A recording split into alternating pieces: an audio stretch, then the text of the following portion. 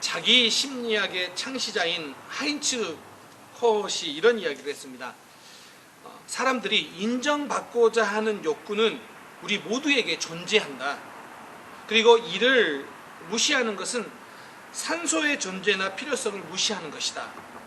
무슨 이야기일까요? 모든 사람들은 인정받기를 원하는 욕구가 있다라는 겁니다. 그래서 예수를 믿는 우리도 사실은 조금 잘 돼서 세상 사람들에게 좀 인정받고 존경받고 싶어하는 마음들이 우리 가운데도 있습니다. 그래서 한때 한국교회에서 예수 믿고 복 받으세요가 어떤 전도 구호처럼 유행했던 때가 있습니다. 실제로 성경도 그렇게 이야기하죠. 신명기 28장에 보면 들어와도 복을 받고 나가도 복을 받는다고 이야기하고요. 또 출애굽기 20장에서는 천대까지 복을 받는다 이렇게 이야기를 합니다. 자, 그렇다면 예수를 믿는 우리들, 여러분들에게 묻고 싶습니다. 여러분 예수 믿고 복 받으셨습니까? 네. 이러면 아멘이라고 하셔야죠. 네. 아니 하실 겁니다. 왜냐하면 그래도 내가 이 정도로 살고 있는 것, 이것도 감사하기 때문에 분명하게 내가 예수 믿고 복 받은 것이다 라고 생각할 수 있습니다. 자, 그런데 문제는 여러분들이 만족할 만큼 복 받은 것 같아요? 아니면 예수 안 믿는 사람들이 부러워할 만큼 복 받은 것 같습니까? 라고 묻는다면 무엇이라 대답하시겠습니까? 물론 여기서 말하는 복이 어떤 물질적인 복만을 이야기하는 것이 아니고, 또 복이라는 게 다른 사람과 비교해서 말하는 것도 사실은 좀 문제가 있기 때문에 그렇게 표현하는 것도 무리가 있습니다. 자, 그런데 오늘 본문에서 예수님이 우리에게 뭐라고 말씀하시냐면 정반대의 말씀을 하시는 거예요. 너희가 예수 믿는 것 때문에 미움을 받는다고 이야기하십니다. 복을 받아도 시원찮은데 뭐라고 이야기하시냐면 너희가 예수 믿는 것 때문에 미움을 받을 것이다, 핍박을 받을 것이다 라고 이야기를 합니다. 오늘날 교회를 보면 교회가 잘못해서 욕을 먹는 경우도 있지요. 그러나 반면 특별한 이유 없이 미움을 받을 수도 있다라고 성경은 우리에게 이야기하고 있다라는 거죠. 아마도 여러분 어렸을 때 그런 친구들 있는지 기억나시는지 모르겠어요. 예뻐요. 얼굴이 예뻐요. 근데 공부도 너무 잘해요. 그러면 남자들에게는 인기가 있을지 모르겠지만 같은 여자들끼리는 미워하지 않습니까? 그런 미움을 당해 보신 적 있으시죠? 있으신 것 같아요. 저 같은 경우 이런 것도 있었어요. 시골에서 살다가 서울로 이사를 갔는데 방학이 돼서 시골에 내려왔는데 와가지고 나 있잖아 이렇게 말을 하면 너무 재수 없어가지고 제가 막 이렇게 막 뭐라고 했던 기억이 많이 나요. 너 그렇게 말할 거야? 막 이러면서 요즘은 제가 한국에 가면 이렇게 가끔 저도 모르게 영어 단어를 쓸 때가 있어요. 그러면요 제 아내는 꼭 그걸 기억하고요 끝나고 나서 저에게 꼭 말해요. 영어 쓰지 말라고요. 제가 그랬어요. 문장을 쓴 것도 아니고 한 단어 말하고 어려운 단어도 아니고, 그리고 요즘 한국 사람들이 얼마나 영어를 많이 쓰는데 뭐 이 정도 가지고 그러냐고 하면 그렇게 말해요. 영어 쓰지 말라고. 재수 없다고. 근데 사실 어찌됐든 간에 꼭 무언가 잘못하지 않았지만 미움을 받는 경우가 우리 삶 속에 있어요. 그런데 오늘 예수님이 뭐라고 말씀하시냐면 예수님을 믿는 것 때문에 미움을 받는다고요. 여러분, 그런데 저는 여기에서 좀 더 고민됐던 게 그거예요. 과연 세상 사람들로부터 미움받는 것과 우리가 예수를 믿고 열매 맺는 삶과 무슨 관계가 있을까요? 좋아요, 내가 이해하겠어요. 그렇게 미움받을 수 있다고 쳐요. 그런데 그것이 열매 맺는 삶과 무슨 관계가 있냐는 거죠. 왜냐하면 15장에서 이 이야기를 왜 주님께서 하셨냐는 거죠.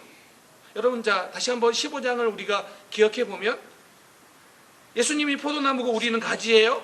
가지가 열매 맺기 위해서는 포도나무에 붙어 있어야 돼요. 그리고 그렇게 붙어 있는 것을 뭐라고 이야기했냐면 말씀 안에서 순종하는 거라고 이야기했고요. 지난주에는 서로 사랑할 때 우리의 삶의 열매를 맺는다고 이야기를 했어요. 그런데 이렇게 열매 맺는 삶에는 사람들이 알아주고 인정해주고 칭찬받는 것이 아니라 때로는 반대가 있다라는 거예요. 반대가. 우리의 삶에 많은 반대들을 경험하면서 받아내면서 우리는 열매를 맺어간다라는 거예요. 그렇기 때문에 열매 맺는 삶과 세상으로부터 미움받는 것이 전혀 별개의 것이 아니라는 것입니다. 예를 들어서 이런 겁니다. 여러분들 중에 예수를 믿고 변한 사람이 있어요. 바뀐 사람이 있어요. 그러면 주변 사람들이 뭐라고 이야기하냐면 그 바뀐 것 때문에 칭찬을 합니다. 칭찬을 해요. 그런데 동시에 똑같은 이유 때문에 미움도 받을 수 있다라고 오늘 예수님은 우리에게 이야기하고 있습니다. 네, 세상으로부터 미움을 받는데 오늘 본문에서 반복되는 단어가 이런 거예요. 세상이 너희를 미워한다라고 이야기를 해요. 여기에서 이 세상이 헬라어로 코스모스예요. 코스모스. 그럼 이 세상이 어떤 거냐면 이거예요. 세상을 지배하고 있는 가치관을 따라 사는 사람들, 그들로부터 미움을 받을 수 있다는 겁니다. 세상의 가치관을 따라 살아가는 사람들의 관점에서 보면 예수 믿는 것은요, 거스름이 있다는 거예요.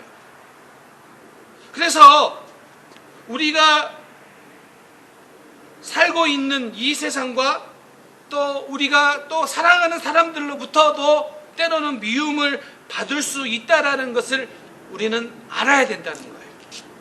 그리고 그 미움의 형태는 20절에서 보면 박해라고 되어 있어요. 그냥 이렇게 째려보는 정도, 째려보는 것도 무섭잖아요. 근데 째려보는 정도가 아니라 핍박이라고 이야기를 합니다. 우리가 우리의 잘못 때문에 핍박을 받을 수도 있지만, 미움을 받을 수도 있지만, 예수 믿는 것 때문에도 미움을 받을 수 있다는 것이죠. 그리고 예수님은 이렇게 말씀하세요.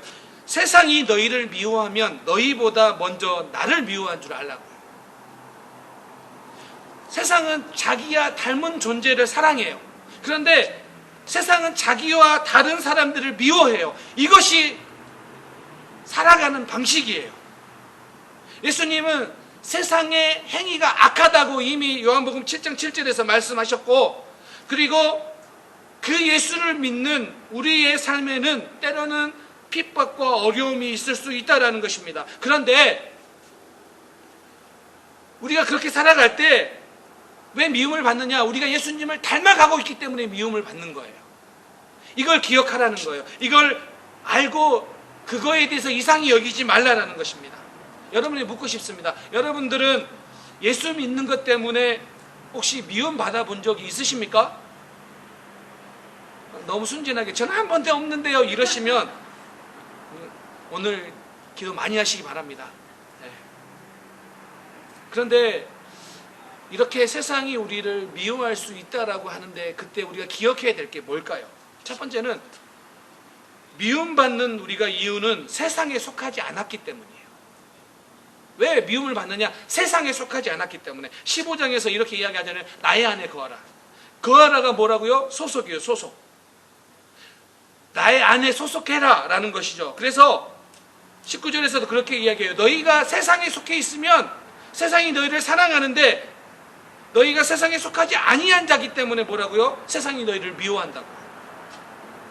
여러분, 우리는 이 땅에 살지만 이 땅의 소속이 아니라는 거예요. 우리는 이 땅에 속하지 않았기 때문에 세상이 우리를 미워할 수 있다라는 것입니다. 그리고 이 소속이라는 것은 다른 말로 이야기하면 가치관이에요. 가치관. 자, 우리가 열매 맺기 위해서는 세상의 가치관을 따라 살아서는 안 된다는 거죠. 그리고 이 세상의 가치관을 따라 사는 사람들이 우리를 볼 때, 예수 믿는 사람들을 볼 때 그들을 미워할 수 있으나 우리는 그들을 받아내면서 열매를 맺어간다는 것입니다. 그래서 예수 믿는 것 때문에 혹 구박을 받거나 핍박을 당한다 할지라도 여러분 이상하게 여기지 마시기 바랍니다. 그것이 여러분들이 예수께 속해 있는 또 하나의 증거이고 열매를 맺어가는 또 하나의 방법임을 여러분 반드시 기억하시기 바랍니다. 교회를 다니면서 좀 늘 잘 돼서 이제 세상 사람들로부터 부러움도 받고 또 세상 사람들이 우리를 좀 이렇게 높여주었으면 좋겠는데 어쩌면 우리의 삶이 꼭 그렇지만은 않아요. 그런데 성경은 항상 우리가 어떤 상황에 있다 할지라도 감사하고 자족할 수 있으며 예수를 위하여 더 수고하고 더 절제하고 더 헌신하라고 이야기를 합니다. 그래서 우리는 예수 때문에 수고하고 예수 때문에 절제하고 예수 때문에 때로는 손해보는 자리로 갑니다. 여러분 가셔야 돼요. 여러분 예수 믿는 것 때문에 여러분 삶 속에 손해보는 것에 대해서 기뻐하십시오. 여러분 이것이 우리가 살아가는 방식이에요. 자, 그런데 그렇게 살았을 때 우리를 인정해 주지는 못하지만 그런 우리를 미워한다면 너무 억울하다고 생각할 수 있어요. 맞아요. 억울할 수도 있어요. 자, 그런데 우리가 그럼에도 불구하고 그 미움받는 것이 때로는 억울할 수 있지만 우리가 그러나 괜찮은 것은 무엇이냐면 우리의 소망이 이 땅에 있지 않기 때문이라는 거예요. 우리는 영원한 하나님 나라를 바라보며 살아가기 때문에 억울하지만 괜찮습니다. 만약에 이 땅의 삶이 끝이라면 저는 여러분에게 이렇게 말하고 싶어요. 어떻게든 어떤 방법을 쓰든 이 땅에서 성공하십시오. 이 땅에서 부자 되십시오. 이 땅에서 떵떵거리고 사십시오. 그러나 우리가 이 땅이 우리의 소속이 아니기 때문에 이 땅을 살아가면서 우리의 소속이 무엇인지를 잊어서는 안 된다는 거예요. 이걸 잃어버리면 우리는 열매 맺는 삶을 살아갈 수 없다라는 거예요. 저는 그래서 우리 같이 믿는 사람들 향해 뭐라고 이야기하냐면 주와 함께 살아가는 나그네라고 성경은 이야기합니다. 우리는 나그네, 주와 함께 살아가는, 주와 함께 있는 나그네예요. 저는 이 나그네라는 단어를 늘 새겨야 된다고 생각합니다. 헬라어로 이게 피레피데모스라는 단어인데 이게 이런 거예요. 일시적으로 낯선 곳에 머무는 사람들, 이게 나그네예요. 낯선 곳에 머물러요. 우리 이민자들은요 이 기분을 잘 알아요. 우리가 이 땅을 이민자로 살아가는데 우리는 이 나그네와 같은 그런 감정들을 느낄 때가 너무 많아요. 왜냐하면 이민자의 삶에는요 때로는 영어 때문에 차별을 받고 때로는 신분 때문에 차별을 받고 때로는 외롭고 또 이민자의 삶이 어렵고 이런 것들 때문에 때로는 힘들기도 하고 억울하기도 하고 이런 일들이 있다라는 거예요. 그런데요 나그네가 괜찮은 것은 영원한 나라를 바라보며 이 땅을 살아가기 때문에 우리는 괜찮은 것입니다.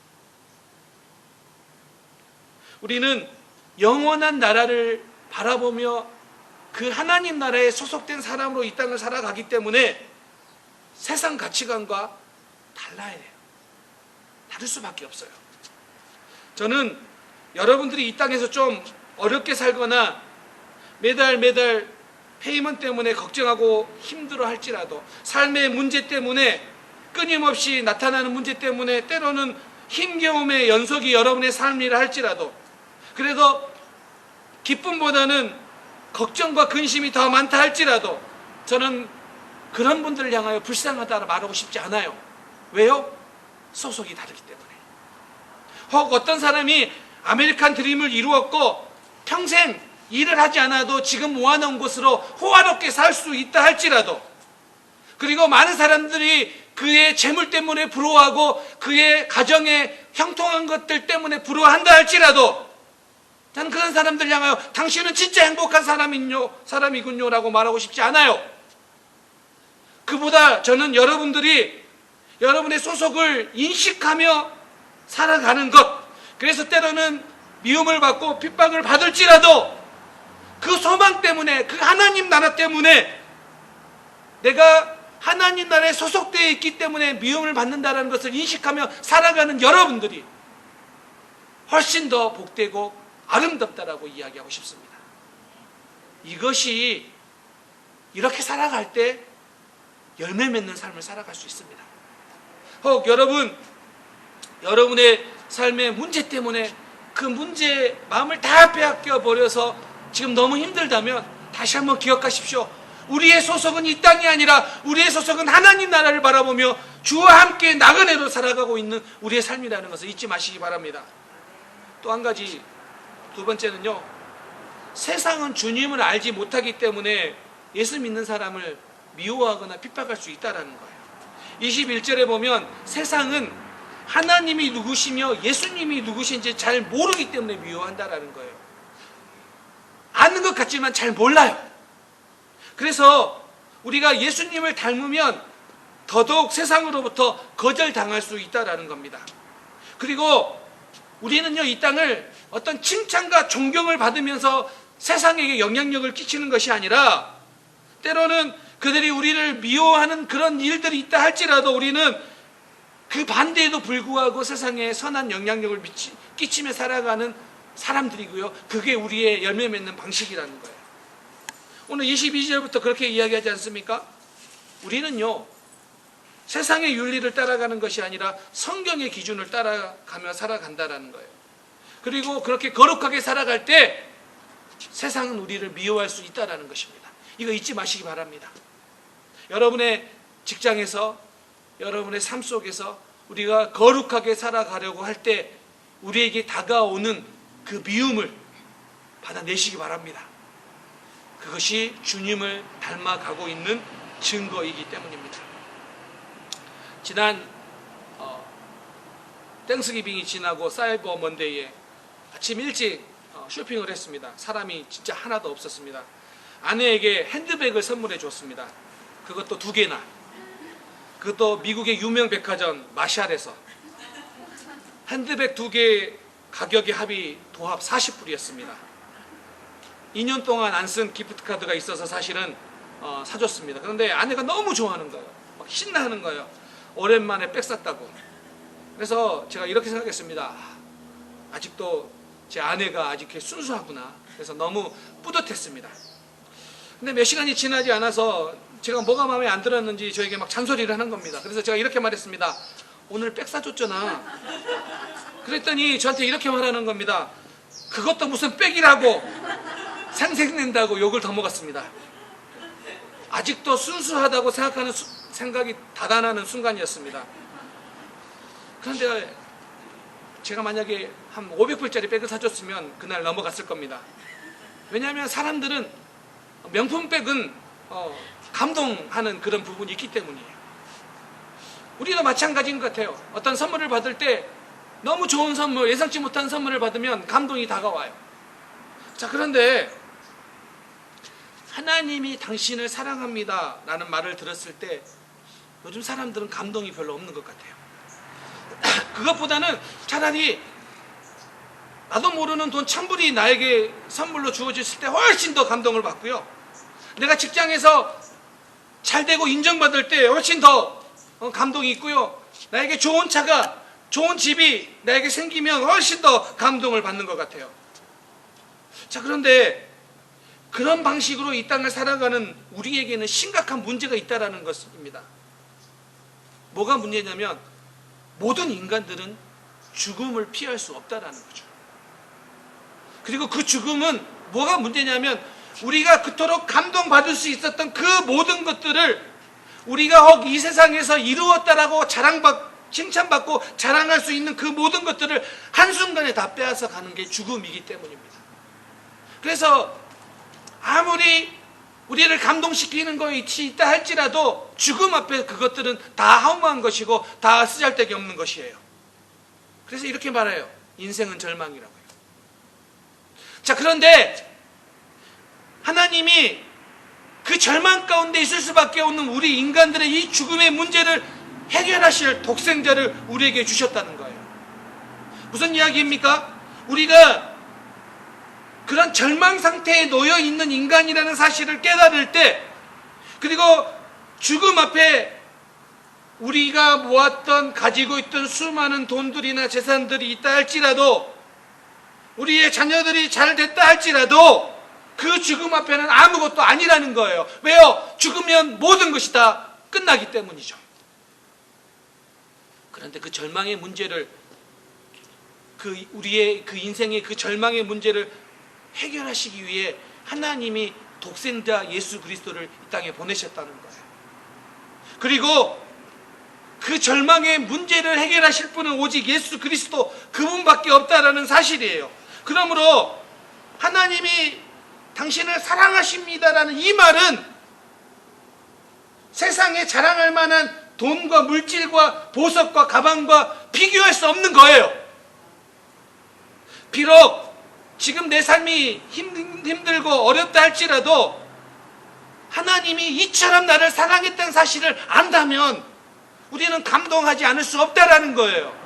우리는 감격하지 않을 수 없다라는 거예요. 그런데 많은 사람들이 지금 당장의 돈 문제 때문에, 지금 당장의 건강 문제 때문에, 지금 당장의 자녀 문제 때문에 우리는 그 문제들을 더 크게 느끼기 때문에 그런 문제들이 다가오면 자꾸 하나님의 사랑에 대해서 의심해요. 하나님이 나를 사랑하신다면 왜 나에게 이런 문제들이 끊임없이 생기는가?